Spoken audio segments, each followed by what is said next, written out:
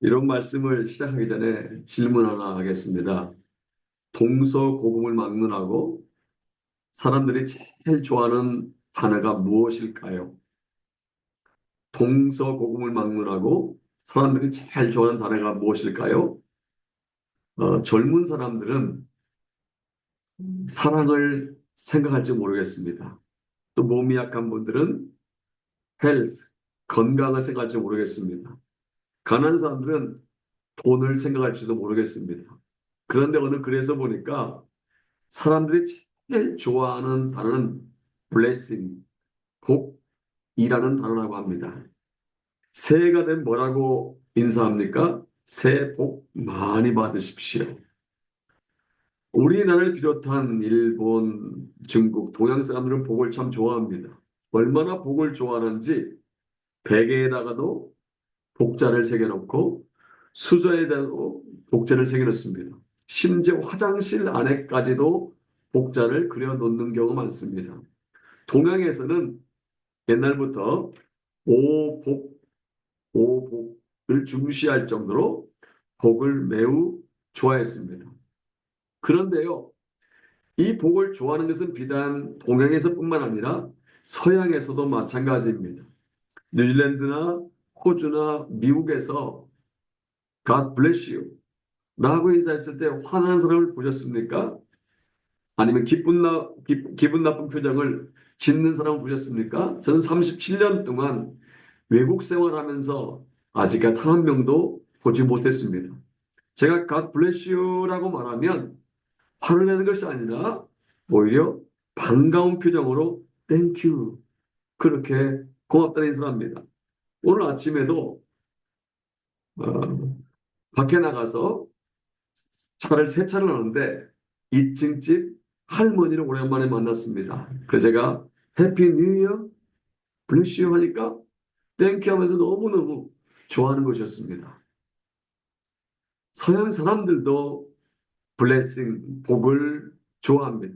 그러니까 옛날이나 지금이나 동양이나 서양이나 남자나 여자나 대부분의 사람들은 누구나 복을 좋아한다고 말할 수 있습니다. 이 자리에 복을 싫어하는 분은 단 한 분도 없을 것입니다. 모든 사람들이 다 복받기를 원하고 복받기를 좋아합니다.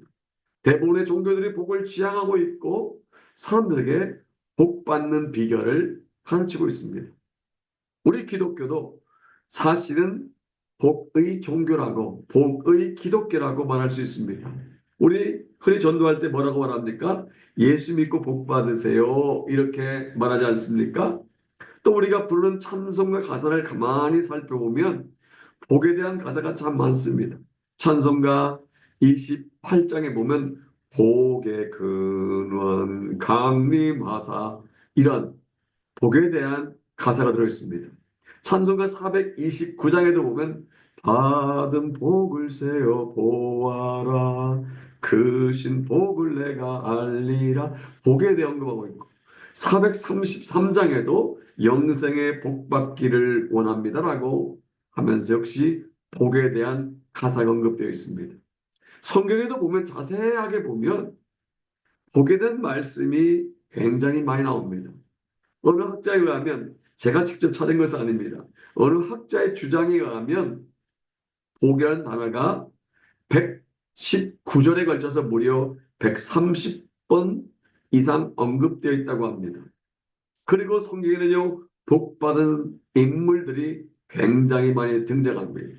대표적인 몇 사람을 살펴보면 아브라함, 이삭, 야곱, 요셉, 욥, 다윗, 뭐 솔로몬 같은 사람들이 굉장히 하나님으로부터 많은 복을 받은 인물들입니다. 그래서 우리 많은 그리스도인들이 성경에 등장하는 복받은 인물들을 모델로 삼고 기도합니다. 삶에 자꾸 실패하는 성도는요, 하나님 저도 이삭과 같이 창대하고 왕성하며 거부가 되게 해주십시오 라고 기도합니다. 또 선거 때마다 낙선하는 그리스도인 정치가는 하나님 저도 요셉처럼 위대한 정치가가 되어 멋지게 쓰임받고 싶습니다 라고 기도합니다. 공부를 못하는 자녀를 둔 부모는요 우리 아이도 지혜가 필요합니다. 솔로몬과 같은 지혜로운 아이가 되게 해주세요. 기도합니다. 또 어떤 성도는 하나님 누구누구처럼 복받는 사람 되게 해주세요라고 기도합니다. 어떤 성도는요, 먹을 것도 먹지 않고 마실 것도 마시지 않고 금식하면서 하나님의 복을 구합니다. 어떤 성도는 21일 작정 기도를 하고요. 어떤 성도는 40일 겟세마네 작정 기도하고요. 100일 작정 기도, 1000일 작정 기도 등의 이름으로 작정하며 하나님의 복을 구합니다. 그런데 성경은요, 복 받는 사람보다 복 있는 사람이 되라고 말씀하고 있다는 사실입니다. 복 받는 사람보다 복 있는 사람이 되라고 말씀하고 있는 성경이 많습니다. 시편 1편 말씀을 제가 방금 전에 묵도하면서 낭독했습니다. 이렇게 시작합니다. 복 있는 사람은 복 받는 사람이 아니라 복 있는 사람이라고 되어 있습니다. 언뜻 보면 복 받은 사람과 복 있는 사람이 비슷한 것 같지만 사실은 엄청난 차이가 있습니다. 그동안 우리는 어떻게 해야 복 받는 사람이 될 수 있을까에 관심을 가졌습니다. 그리고 교회에서도 하나님 말씀에 잘 순종하면 복을 받을 수 있다고 복 받는 비결에 대해서 가르쳤습니다. 저는 이것이 잘못되었다고 주장하지 않습니다. 우리는 하나님의 복을 받아야 합니다. 할 수만 있으면 하나님으로부터 물질의 복도 받고 건강의 복도 받고 자녀의 복도 받고 만나의 복도 받아야 합니다. 그런데요, 우리가 기억해야 할 것이 있습니다. 우리가 받는 사람이 되는 것도 중요하지만 좋긴 하지만 주는 사람이 되는 것은 더욱 좋다는 사실입니다. 날마다 하나님께 복을 구하는 것이 필요하지만 하나님께 주신 복을 나누어 주는 것은 더욱 필요하다는 사실입니다. 우리가 복 받는 사람이 되어야지만 복 있는 사람이 되어야 할 줄로 믿습니다. 여러분 질문할까요? 믿음의 조상이란 별명을 가진 아브라함이 복 받은 사람이었을까요? 아니면 복 있는 사람이었을까요? 오늘 본문에 보면 저희 이 질문에 대한 답을 찾을 수가 있습니다. 과연 아브라함이 복 받은 사람이었을까? 아니면 복 있는 사람이었을까? 저는 오늘 본문을 가지고 너는 복이 될지라 제목을 함께 말씀의 은혜를 나눌까 합니다. 너는 복이 될지라. 아브라함의 고향은 우리가 잘 아는 대로 갈대아 우르입니다. 메소포타미아 지역에 위치하고 있습니다. 어느 날 하나님께서 그에게 매우 특별한 말씀하십니다. 다 같이 1절 말씀 볼까요? 같이 1절 읽겠습니다. 여호와께서 아브라함에게 이르시되 너는 너의 고향과 친척과 아버지의 집을 떠나 내가 내게 보여줄 땅으로 가라. 여기에서 고향, 친척, 아버지의 집을 떠나는 말은 직역하면 네 땅과 네 사람과 네 가족을 떠나라 이런 뜻입니다. 좀 더 구체적으로 말한다면 고향이란 아브라함이 지금 살고 있는 삶의 터전을 의미합니다. 예를 들어 우리가 살고 있는 서울이나 원주나 춘천이나 크라이스트처치나 오클랜드나 시드니와 같은 곳을 지칭합니다. 친척이란 아브라함이 살면서 만났던 모든 사람들, 그와 교제했던 모든 사람들, 그를 도와줄 수 있는 모든 사람들을 가리킵니다. 그리고 아버지의 집은 친형제들과 가족들을 가리킵니다. 고향이나 친척이나 아버지 집 이 모든 것들은 아브라함에게 매우 익숙한 것들입니다. 지금까지 그가 누리고 있던 것들입니다. 그런데 하나님께서는 아브라함에게 그런 익숙한 것들로부터 떠나라라고 말씀하신 것입니다. 지금까지 정들었던 고향을 떠나라는 것입니다.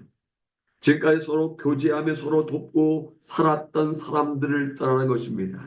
지금까지 한 지붕 안에서 의지하며 살아가던 식구들을, 가족들을 떠나는 것입니다. 그것도 나이가 75세가 된 노인에게 말입니다. 여러분 한 가지 질문할까요? 하나님께서 왜 이러한 명령을 하셨을까요?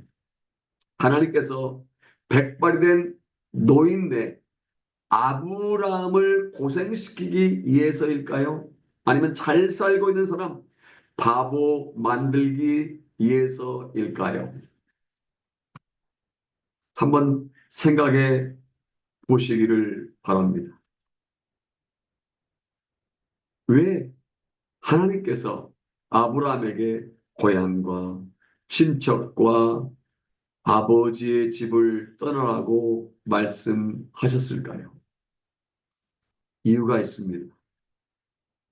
그 이유는 아브라함을 새로운 인물로 만들기 위해서입니다. 하나님께서는 아브라함을 당신의 도구로 사용하시기 위해서 그를 익숙한 것으로부터 떠나라고 하신 것입니다. 동양에서는 자녀 교육을 위한 훌륭한 모델로 맹자 어머니를 꼽습니다. 아들을 위해 3번씩이나 이사했던 맹자 어머니는 맹자가 12살이 되었을 때 아들로 하여금 훌륭한 학문을 배우게 하기 위해 공자의 손자인 자사 선생에게로 보냅니다. 그리고 아들의 학비를 한 푼이라도 더 마련하기 위해서 밤낮을 가리지 않고 배틀에 앉아 배를 짰습니다. 그렇게 몇 해가 흘렀습니다. 그날 맹자는 자기를 위해 고생하고 계시는 어머니 생각을 하게 됩니다. 그러나 결론을 내리기로 먼저 어머니를 편하게 해드린 다음 그 후에 학문을 계속하리라 마음을 먹고 집으로 돌아갑니다. 그리고 집에 돌아오자마자 어머니를 뵈는 게 너무 기뻐서 어머니 앞에 무릎을 꿇었습니다. 어머니, 저예요. 절 받으세요. 그러자 갑자기 어머니는 필요 없다 라고 화를 내셨습니다. 맹자가 어머니의 화난 얼굴을 보기는 처음이었습니다. 그래, 무슨 볼일이 있어? 집으로 돌아왔느냐? 네가 하던 공부는 다 끝냈느냐? 맹자는 아무 말도 하지 못했습니다. 못난 녀석, 공부도 끝마치지 않고 집으로 돌아왔단 말인가? 네가 지금 제정신이니? 대답 좀 해봐라. 맹자는 어렵게 입을 열어 말합니다. 실은 어머니를 모시고 공부를 계속하는 것이 시끄럽다. 듣기 싫다. 돌아가라. 어서. 어머니 그때였습니다. 갑자기 어머니께서 힘들게 짜던 배의 중간을 끊어버리는 것이었습니다. 맹자는 어찌할 바를 몰라 했습니다. 어머니의 근엄한 목소리가 가슴을 찔렀습니다. 잘 보았겠지. 짜던 배도 중간에 이렇게 끊어버리면 아무런 쓸모가 없거늘 하물며 인간인 네가 해야 할 공부를 중간에 그만두면 무슨 쓸모가 있겠느냐. 맹자는 비로소 어머니의 깊은 뜻을 깨달을 수 있었습니다. 눈물을 흘리며 어머니께 다시 큰절을 올린 다음 공부를 계속하게 다시 길을 떠나 결국 당대에 존경받는 위대한 학자가 되었다고 합니다. 여러분, 위대한 인물은요 쉽게 만들어지지 않습니다. 탁월한 인물들을 살펴보면 익숙한 것들로부터 떠났다는 공통적인 특징이 있습니다. 물론 익숙한 것들을 떠난다는 것은 말처럼 쉬운 일이 아닙니다. 자녀를 떠나 보낸다든지 부모를 떠나 보낸다든지 이것은 슬프고 고통스러운 일입니다. 정든 고향을 등진다는 것은 어려운 일입니다. 익숙한 환경을 떠난다는 것은 분명히 두려운 일입니다. 그럼에도 불구하고 하나님께서는 아브라함에게 떠나라고 말씀하신 후 새로운 곳으로 가라고 하십니다. 당시에 아브라함이 하나님으로부터 받은 미션은 내가 네게 보여준 땅으로 가라라는 것이 아닙니다. 내가 네게 보여줄 땅으로 가라라고 말씀했습니다. 하나님께서는 아직까지 아브라함에게 확실하게 보여주지 않으셨고 정확하게 말씀하지도 않으셨습니다. 하나님께서 가라고 말씀하신 곳은 아브라함이 이제까지 살던 곳도 아니고 가본 곳도 아니고 생각해 본 적자 없는 곳이었습니다. 그럼에도 불구하고 하나님께서는 고향과 친척과 아버지의 집을 떠나라고 말씀하신 것입니다. 이처럼 하나님께서 아브라함을 부르셨을 때, 아니 아브라함에게 사명을 주셨을 때, 떠나라고 말씀하셨을 때 그가 복을 받은 것이 아닙니다. 만약 그가 하나님 말씀을 쫓아 고향과 친척과 아버지를 떠난다면 그것은 복이 아니라 오히려 고난의 행군이 시작된다고 말할 수 있습니다. 그럼에도 불구하고 아브라함으로 하여금 익숙한 것들로부터 떠나라고 말씀하신 것입니다. 중요한 것은 하나님의 약속입니다. 다 같이 2절 말씀 볼까요? 같이 2절 말씀 읽겠습니다. 시작. 내가 너로 큰 민족을 이루고 네게 복을 주어 내 이름을 창대하게 하리니 너는 복이 될지라. 하나님께서 아브라함에게 지금까지 누리고 있던 안정된 삶을 포기하고 정처 없이 떠나라고 하시면서 더불어 놀라운 복을 약속하신 것입니다. 익숙한 것들로 떠나면 복을 주시겠다고 약속하신 것입니다. 방금 전 읽은 말씀에서 우리는 두 곳을 눈여겨보아야 합니다. 첫째로 네게 복을 줄 것이다 라고 말씀하셨습니다. 2절 상반절에 언급된 네게 복을 주라는 말씀을 NIV 영어 성경에 보면 I will bless you. I will bless you. will이란 말씀 조동사 알잖아요. 미래 조동사입니다. 내게 복을 줄 것이다 이 말입니다. 지금 하나님께서 아브라함에게 말씀을 계시기 때문에 여기 I는 하나님을 가리킵니다. 하나님께서 아브라함에게 I will bless you. 내가 너에게 앞으로 복을 줄 것이다 라고 말씀하신 것입니다. 일반적으로 보면요. 아무나 줄 수 없고 가지고 있어야 줄 수가 있습니다. 예를 들어서 샤넬백을 가지고 있는 사람이 샤넬백을 선물할 수 있습니다. 샤넬백이 없으면 돈이 있어야 샤넬백을 사줄 수가 있습니다. 1억 원 있는 사람이 1억 원을 빌려주든지 그냥 주든지 할 수 있고 100만 원 있는 사람이 100만 원을 빌려주든지 그냥 주든지 할 수 있습니다. 가정에서 만약 샤넬백이 없는 사람이 내가 샤넬백 줄게 라고 말하면 뭐라고 상대방이 반응할까요? 샤넬백도 없는 주제 무슨? 이라고 말할 것입니다. 만약 1억 원은커녕 10만 원도 없는 사람이 돈 필요해? 내가 1억 원 줄게 라고 말하면 야 됐다 됐다 10만 원도 없는 녀석이 라고 말할 것입니다. 가지고 있는 사람이 줄 수가 있는 것입니다. 복도 마찬가지입니다. 우리가 복을 가지고 있지 않기 때문에 God bless you. 하나님의 복을 받으세요. 하나님께서 복 주시기를 빕니다. 라고 말하는 것입니다. 본문에 보면 복의 근원 되시는 하나님이시기 때문에 하나님께서는 아브라함에게 I will bless you. 네게 복을 줄 것이다 라고 말씀하신 것입니다. 만약 아브라함이 이 하나님 말씀에 순종해서 고향과 친척과 아버지의 집을 떠난다면 I will bless you. 내가 너에게 복을 줄 것이다 라고 말씀하신 것입니다.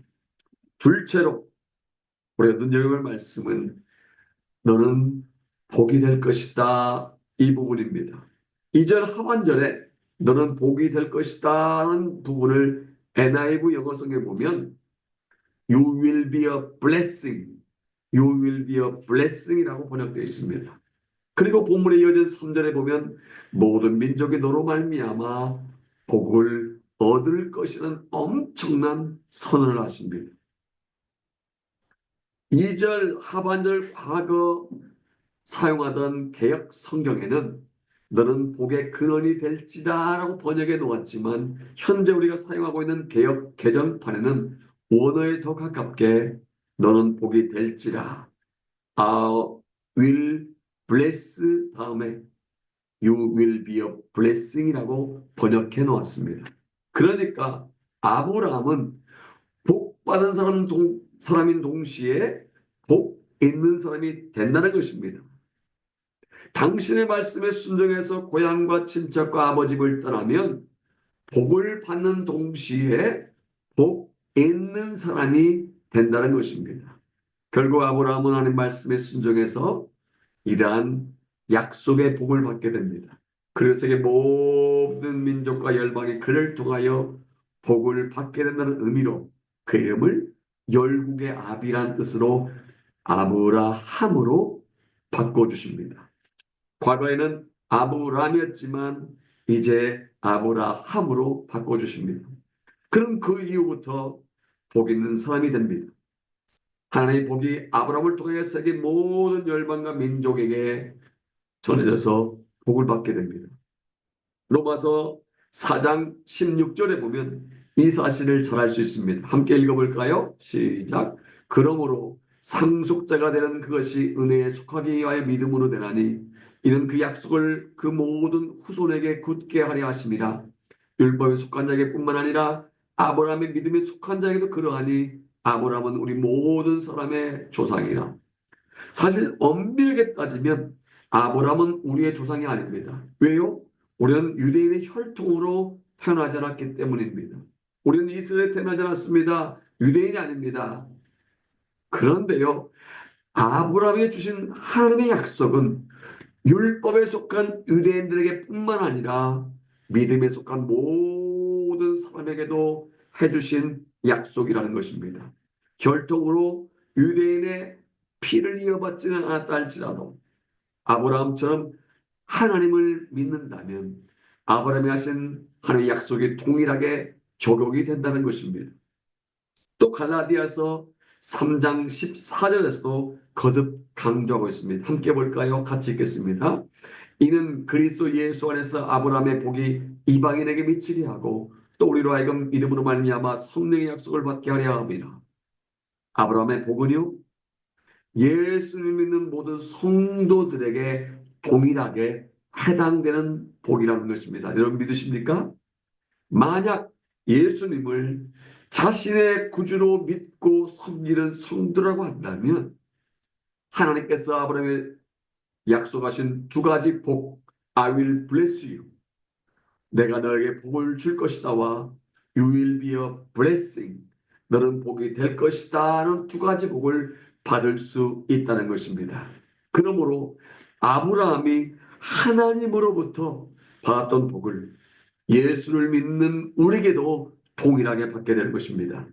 예수를 믿는 우리 역시 하나님의 이미 복을 받은 사람이 되었고, 그래서 예수 안에서 아브라함의 복을 주위 사람들에게 흘러가게 할 수 있는 사람이 되었다는 것입니다. 그렇습니다. 우리 예수 그리스도를 믿는 하나님의 자녀가 되었다면 우리 또한 아브라함처럼 복이 될 수 있는 줄로 믿습니다. 그리고 아브라함처럼 우리들도 복받은 사람인 동시에 복 있는 사람이 된 줄로 믿습니다. 여기 복 있는 사람이 되었다는 것은 굉장히 중요합니다. 받은 복을 움켜쥐고는 사람이 아니라 받은 복을 내려놓는 것을 의미합니다. 복 있는 사람은 다른 사람으로 하여금 복을 받게 해주는 사람입니다. 다른 사람들에게 복을 나누어 줄 때 비로소 그 사람은 복 있는 사람이 되는 것입니다. 이런 말이 있습니다. 누가 했는지 모르지만 인터넷에서 이런 말을 읽은 적이 있습니다. 자기가 가지려고 하면 하나님으로부터 잊혀진 존재가 된다. forget 하면 forget가 된다. 그러나 이웃들에게 베풀면 forgive 하면 그는 하나님으로부터 용서, forgive를 받고 덤으로 큰 복을 받는다. 그러니까 하나님으로부터 받은 복을 자신에게 머물러 있게 하면 화가 되지만 하나님으로부터 받은 복을 다른 사람들에게 흘려보내면 진짜 복이 된다는 것입니다. 우리가 잘 아는 대로 이스라엘에는 두 개의 큰 호수가 있습니다. 하나는 갈릴리 호수이고 또 다른 하나는 사해입니다. 넓기 때문에 사해라고 부르는 것입니다. 엄밀하게 말하면 호수입니다. 갈릴리 호수는 물이 깨끗하고 물고기도 풍부하여 축복의 호수라고 불리는 반면에 사는 염분이 많아 생명체가 살 수 없는 죽음의 바다는 의미에서 죽을 사자 바다에 데드시 사해라고 부릅니다. 이 두 호수에는 커다란 차이가 있습니다. 갈릴리 호수는요, 주위의 높은 산에서 흘러들은 맑은 물을 받아들여 끊임없이 요단강을 통해서 흘러내보냅니다. 그러나 사해는 요단강을 통해서 주위에 있는 냇가를 통해서 물을 받아들이게만 하고 다른 것으로 흘러보내지 않기 때문에 뜨거운 중동 지방의 태양열로 인해서 물이 증발되고 소금만 쌓여 염해, 소금 바다가 된 것입니다. 그래서 사해는 복을 받는 호수입니다. 그러나 갈릴리 호수는 복이 있는 호수인 것입니다. 마찬가지로 복을 받기만 하고 내보내지 않으면 썩게 되어 있습니다. 그러나 복을 다른 사람에게 흘러보내면 복은 계속해서 그 사람에게 흐르게 되어 있는 것입니다. 최근에 심리학자들이 이러한 연구 결과를 발표했습니다. 주는 사람이, 나눠주는 사람이 실제로 더 건강하고 행복하고 장수한다. 남에게 주는 사람이 고통과 아픔을 적게 느낀다고 합니다. 정신적으로 더 건강하다고 합니다. 스트레스도 덜 받고 질병도 더 적게 걸린다고 합니다. 금연보다도 주 사회 규칙적인 운동보다도 구제와 남을 돕는 것이 더 장수에 좋다는 결과를 얻었다고 합니다. 미시간대 학자들은 지난 5년간 400명의 노인 부부를 조사했다고 합니다. 그런데 다른 사람을 돕는 사람들은 그렇지 않은 사람들에 비해서 수명이 훨씬 길다는 결론을 얻었다고 합니다. 연구 책임자인 브라운 교수는 단도직입적으로 다른 사람을 돕는 것은 자신의 생명을 연장시킨다라고 그렇게 주장했습니다. 이것은 1999년 캘리포니아 내에서 2,000명을 대상으로 실시한 조사와 동일한 결과입니다. 연구에 의하면 2개 이상의 단체에서 자원봉사를 하고 있는 사람은요, 그렇지 않은 사람들에 비해서 5년간 죽을 확률이 놀랍게도 63%나 줄어들었다고 합니다. 결국 남을 돕는 행위, 남에게 베푸는 것, 남에게 흘려보내는 것이 자기를 돕는 것이라는 결론인 것입니다. 이런 원리를 예수님께서도 누가복음 6장 33절에서 38절에서 말씀하신 적이 있습니다. 주라 그리하면 너에게 줄 것이니 곧 후히되어 누르고 흔들어 넘치도록 하여 너에게 안겨주리라. 너의 헤아림 그 헤아림으로 너희도 헤아림을 도로 받을 것이라. 이것을 무슨 법칙이라고 말하는지 아십니까? 산울림 법칙 혹은 부메랑 법칙이라고 합니다. 호주의 원주민들은요, 기역자 같은 나무 형태를 딱 돌리면 열매를 딴 후에 자기에게로 돌아옵니다. 이게 부메랑입니다.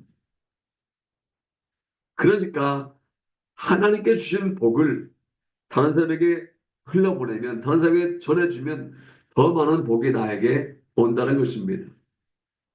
다른 사람에게 주면 줄수록 후회되어 누르고 흔들어 넘치도록 다시 나에게 안겨주신다는 것입니다. 사도행전 20장 35절에도 보면 이렇게 말씀하고 있습니다. 주는 것이 받는 것보다 복이 있다 하심을 기억해야 할지니라. 주는 것이 받는 것보다 복이 있다 하심을 기억해야 할지니라. 이것은요, 세상적인 원리로 보면 맞지 않는 것 같습니다. 대부분의 사람들은요, 주는 것보다 받는 것을 좋아합니다. 받는 것을 좋아하지 않는 사람은 아마 없을 것입니다. 솔직히 말씀드려 목사인 저도요, 준 것보다 받는 것을 좋아합니다. 보통은요, 주는 것이 복이 아니라 받는 것이 복이라고 생각합니다. 그러나 받는 것이 복이 아니라 주는 것이 복인 줄로 믿습니다. 오늘 말씀에 의하면 주는 것이 바로 복이요, 진짜 복 있는 사람의 모습인 줄로 믿습니다.